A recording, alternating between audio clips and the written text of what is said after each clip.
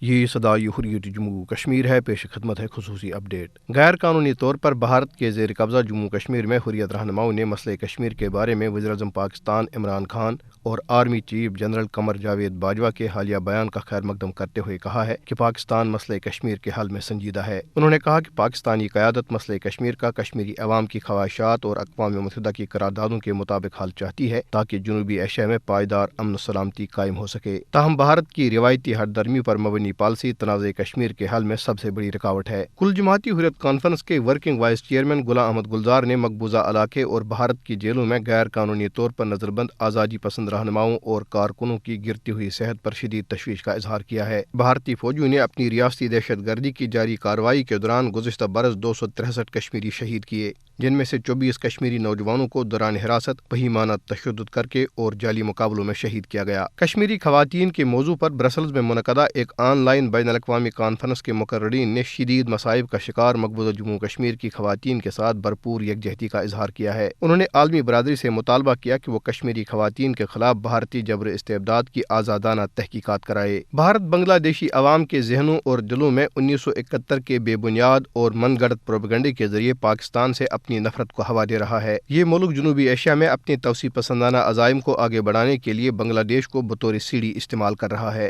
اپ date ختم ہوا۔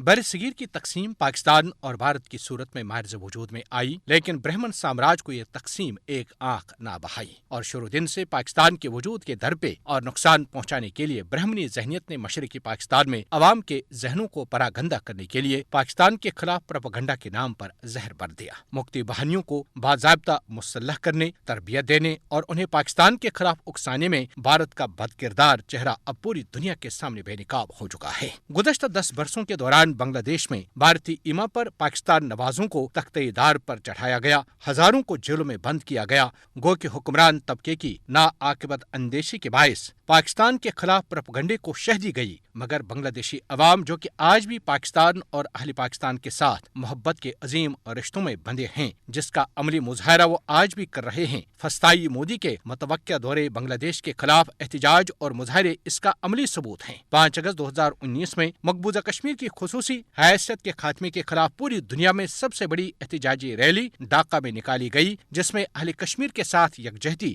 اور بھارت کے خلاف نفرت و بیزاری کا بھرپور مظاہرہ کیا گیا۔ ضرورت اس امر کی ہے کہ پاکستان اور بنگلہ دیش جو کہ تاریخی، مذہبی، ثقافتی اور معاشرتی رشتوں میں بندھے ہیں، ناپاک بھارتی منصوبوں کو شکست دینے کے لیے اپنے تعلقات کا ایک نیا باب شروع کرنا چاہیے تاکہ غیر فطری بنگلہ دیشی حریف بھارت کو الگ تھلگ کیا جا سکے۔